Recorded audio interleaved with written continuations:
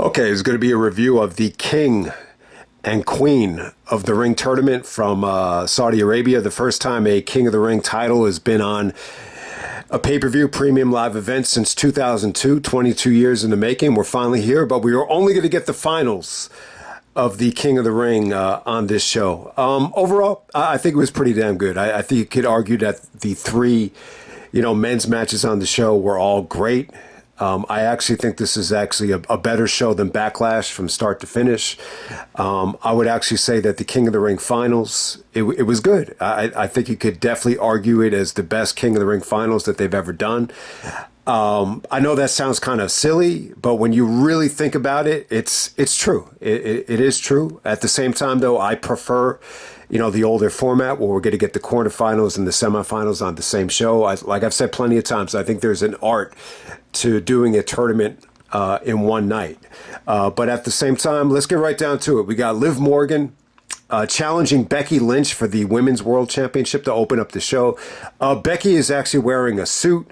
The females had to be fully clothed here. Once again, in Saudi Arabia. The ring attire here just felt like Bush League, especially in this match. I mean, for some of the other matches that we've seen in the past, they've gotten a little bit more creative with the outfits, but here I just didn't think it worked. But this is shades of Low-Key from Wrestle Kingdom when he wore a suit. Becky's wearing a very much similar to Pam Grier's suit from Jackie Brown, and her and Liv Morgan had a pretty good match. I thought this was decent. I'm not a huge fan of Liv Morgan, but I will say I prefer her over someone like Alexa Bliss. And I think her and Becky had a really, really good match. They went about 16 minutes, and it went by pretty quickly. You definitely saw some good stuff there. Dominic actually interferes. It looks like he's trying to help Becky, but it backfires. Liv is able to, counter, hit Becky with the chair. She's able to do her finisher and cash in and win the world championship, this time by herself without the Money in the Bank. So Liv is, I guess, a two-time women's champion. So it should be interesting. They planted the seeds for Liv to side with Dominic and join the Judgment Day with how long Rhea Ripley is going to be out. It should be interesting to see if Liv Morgan replaces Rhea. Especially, I'm assuming Damian Priest is definitely going to lose the championship in the coming months. So, maybe Liv can kind of captain the ship of the Judgment Day. So it definitely opens up for that. But Becky was really angry at Dom after the match was over. It was okay. It was a pretty solid opener right there. Like I said, man, I wasn't really feeling the ring attire. I think it kind of felt a little Bush League to me. But, this is the side effects when we have to go to Saudi Arabia 2 times a year. And next up, we have arguably the match of the night for the Intercontinental Championship. We got Sami Zayn taking on Chad Gable and Bronson Reed. Otis was actually at ringside. Otis definitely played a huge part in the match. I would say this. I think this is a lot of fun. Arguably the match of the night. Lots of creativity. I thought, Bronson Reed, when you watch him on Raw sometimes, he's not that engaging to the point where you're going to sit through the commercial break. But on a pay-per-view here, it's like, holy shit, this fucking guy is awesome. Like, he was just doing so much great shit out there. Michael Cole did a really, really good job putting over Chad Gable, basically saying pound for pound, this is the strongest guy in the WWE. And I'd have to agree. I mean, he is awesome, man. Very similar to Kurt Angle with the German suplexes, the ankle lock. He just has a tremendous moveset. Sami was awesome here. He's in his, obviously connect. I don't really know the story of Sami in Saudi Arabia, but, Sami was able to kind of, really, really blend in well with the Saudi Arabian fans. And they really got behind Sami here. But, yeah, I mean, just some of it was just creative. It was innovative. It was fun. You saw, I think it was Chad Gable. I think it was Bronson Reed. He actually did a power bomb out of the superplex. They did a standing switch into a double German suplex. And it was crazy because I believe, Chad Gable actually did it. He actually did. Chad Gable does a double German suplex to Bronson Reed and Sami at the same time. It was friggin' awesome. It was a great match. You just saw a great back and forth between Sami and Chad. Chad was awesome here. So, yeah, I mean, it was going really, really well. The crowd was hot for it. The Otis stuff, it was cute. I mean, it was cool. It kind of took away from the match, though. I believe Otis actually hit Bronson, And then, Chad wanted him to, hit Sami. You could see this coming a mile away. He actually misses Sami and clocks Chad. That allows Sami to get back in the ring and do the Yakuza to Bronson Reed to defend the championship right here. So, yeah, I mean, it was a lot of fun. I think Otis kind of overshadowed what was a phenomenal, triple threat match between these guys. This is good. This is one of the best undercard triple threat matches I think WWE's ever done. So it was really, really good. And they didn't even get that much time, but it felt like they packed in a lot of action. All right, next up we have the Queen of the Ring final. We got Lyra Valkyria taking on Nia Jax. Very disappointing ending to what was a really, really good Queen of the Ring tournament. Lyra and Io Sky, put on some awesome performances in this tournament if you haven't seen them yet. If you haven't seen Lyra and Io Sky, definitely check it out. That was the best match from the Queen of the Ring tournament. Kind of a disappointing ending right here. I'm not a huge Nia Jax fan, but Triple H seems very, very high on her. It's kind of baffling to me. I really, really don't get it. Maybe he kind of sees, Nia kind of filling that void that Chyna did back in the day. That's the only thing I could really think of. And I know people have criticized me before. I've said, like, I'm not a big fan of her. And then someone goes, oh, is it just because she's heavy? It has nothing to do with her being heavy. I just don't think she's good. Samoa Joe's is heavy, and he's probably my top 10 favorite wrestlers ever. So that has nothing to do with it. I just don't find her, engaging. I just don't. So she goes over here. I thought Lyra put up a good fight. There was a lot of really, really cool stuff with Lyra, drop kicking Nia off the top rope, and she was able to, almost get the upset. And she actually tries to power bomb Nia from the top turnbuckle, and then Nia kind of counters the powerbomb into a banzai drop. So the finish is pretty cool here, but just not a huge fan of Nia Jax, and she'll be getting a title shot at SummerSlam again, which kind of sucks. But we're going to move on. We're going to move on to the King of the Ring finals. We got Gunther representing Raw, taking on Randy Orton representing SmackDown. The winner gets a title shot at SummerSlam. They go about 22 minutes here. Randy Orton was really, really over. The fans are singing his song. It's funny, man. Randy used, 10 years ago, man, he was getting a lot of heat. If you think about it, like when he was in the Authority, and that's kind of all gone away now. Like people are treating him like he's a legend, and so he definitely had a lot of fan support here. Very, very weird, mix of styles. I think between Gunther and Orton. Gunther is very much more of a strong style.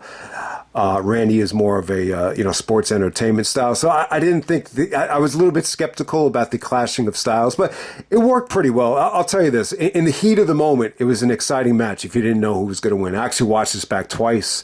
The match doesn't have a lot of replay value for me, but at the same time, it was an engaging match the first time, and it was good, man. It was really, really good. Unpredictable match. I figured maybe Orton might win. This is the first time Orton's ever been involved. In a King of the Ring final. I know he was in the 2006 tournament where he got suspended, but for the most part, they took away the pay-per-view like as soon as Orton started, making a name for himself in 2002. So yeah, Randy Orton has never been King of the Ring. They tried to sell the fact that, this is like the only thing he hadn't accomplished. And, Randy comes up short. I will say this. I think Randy wrestled a pretty slow-paced match. You could tell Gunther's chops kind of affected Orton. He looked extremely annoyed. I don't know if he was just, doing his job here, but he definitely felt irritated by the chops. He probably hadn't been chopped that hard since working with Benoit or Flair in late 2004. But I got to say, Randy's selling was spectacular. He really sold the fact that he was the older guy, and his body just broke down and couldn't keep up with the young and more explosive Gunther. He hurt his back on missing the RKO. His knees went out. Gunther did some really, really good work on the knees. Anytime he hit the RKO, he had a trouble getting the pin because of the knees going out. So Orton did some phenomenal selling. I think that's what's really engaging about Orton now. His selling is so experienced and so seasoned that is kind of making up for, somewhat of these, slow-paced matches. But, yeah, I mean, it was good. Gunther was good here. There was some crash and burns on Gunther's splash. The RKO spot was pretty awesome. Everybody in the crowd thought, the first RKO was probably it.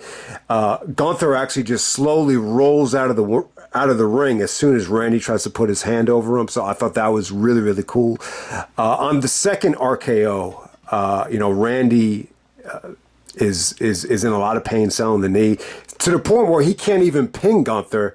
So he just tries to kind of lie on him, and then he kind of exposes his shoulders, and then Gunther kind of transitions into a crucifix backslide to get the pin. So yeah, it was a pretty cool finish. Gunther is the king of the ring. They bring out the crown. He didn't wear the crown, thank God. There's certain guys that just can't wear the cape and the crown. I mean, if you're Kurt Angle, you're trying to make a goofball of yourself. It makes for a fun moment, but someone as serious and as dominant as Gunther, I don't think he needed to wear the crown. Yeah, so Gunther's going to get the title shot at SummerSlam. So yeah, it's probably going to be Gunther versus Drew at SummerSlam. Maybe Damian Priest. I'll tell you what though, I don't know how this is going to work. I would love for Punk to turn heel. See, if Punk is going to win the championship, he cannot do it as a babyface, but if he does, I would love like a Punk heel turn, maybe at Money in the Bank. I mean, that sounds like a full circle moment. But I love the idea of Punk being a heel in Germany when Gunther, comes in as champion. But I know it's going to be at SummerSlam first. But you would assume that Gunther is, definitely going to be in that title match at the Bash in Berlin, which is in September. So it should be really, really interesting to see how they book it. So as of right now, Damian Priest is taking on Drew McIntyre in Scotland at Clash of the Castle. So I could definitely see Drew winning that match, but we'll see what happens there. All right, so the main event, we got Cody Rhodes taking on Logan Paul for the Undisputed WWE Championship. So it was pretty good, man. The build-up here was good. Cody cut some heated, passionate promos about how Logan is never going to be, champion unless he dedicates himself full-time to this. So a little bit of a predictable main event, but at the same time, I thought it was refreshing. I think this was a refreshing matchup. I didn't even think about Cody and Logan, having a, main event type of match. And you got to hear, good combination, very athletic combination in terms of the mix of styles. All right, there's a lot to say about it. Overall, it didn't really, Logan right here, he didn't really surprise me. I mean, how good he is with his submission wrestling. He actually busted out the octopus. How good of he is as a boxer. He was able to hit some nice strikes on Cody. And, the high flying as well. He busted out the frog splash from the table, the multiple frog splashes. And, he came off like a great athlete. But I love the fact that he's so famous and there's all this hoopla about him. But still, when he's in the ring with someone like Cody, you could just tell the difference that Cody has in terms of the experience as a wrestler, the execution with delivering, suplexes and transitions. Cody is just, you could see the flaws in Logan when he's in the ring with someone like Cody. So it was pretty good. I wouldn't say this is Logan's best match, but it's probably up there. It's better than some of his other matches because Cody's, a better worker than, guys like The Miz and even guys like Roman to a degree. So I would definitely say besides the Seth match, this is probably Logan's best match ever. Once again, there was a little bit too much, prime, promotional stuff, for my taste, but they were able to kind of use it so Logan could, get the brass knucks. There's a beautiful camera shot of Cody, just jumping into Logan and Logan just clocking him with the brass knucks right in the core. I thought that was a beautiful camera shot. I thought that came off awesome. So it's funny, Michael Cole kind of reminded me of like a strict teacher at school where Logan agreed, he'll be a good boy and he won't do anything bad. But, Logan, kind of betrayed Michael Cole and brought it the brass knucks. And Michael Cole actually calls him a loser. And then Logan's like, what did you say? And then, Corey Graves had to, split it up. But yeah, I mean, there was a lot of guys in this match that, Logan wanted to go at, whether it be Michael Cole, whether it be the Saudi Arabian ring announcer who actually cost Logan Paul the match. I mean, just too much of the brass knuckle stuff for me. But, Logan's mindset was, he even said to Michael Cole, he's like, you got to do anything you can to win the championship. So, but yeah, man, I thought this was a pretty fun match. What really turned the tide for Cody was actually using the Gringo killer, the cop killer, via homicide. So that was pretty interesting that he busted that out. The referee was down. It was that Saudi Arabian referee. He's the one that kind of turned the tide for Cody. I think Cody hit like 3 consecutive crossroads. But yeah, man, some of those camera shots on the frog splash and when Cody did the Cody cutter on the announce table, it seemed like that shot was a little bit out of sync with the audio. Did anyone notice that? But other than that, I thought it was, really exciting match. I prefer Gunther and Orton. I think Gunther and Orton was probably... It's tough to say what match of the night was. I think you could go 3 ways. I really think you can. But I will admit that Cody and Logan was more exciting from a technical standpoint, from a storytelling standpoint. I think Gunther and Orton was a little bit more engaging. I just think there was more at stake there. I just think this was a little bit predictable. And at the same time, what really stood out to me with Logan, he seemed a little bit frustrated out there. I think he...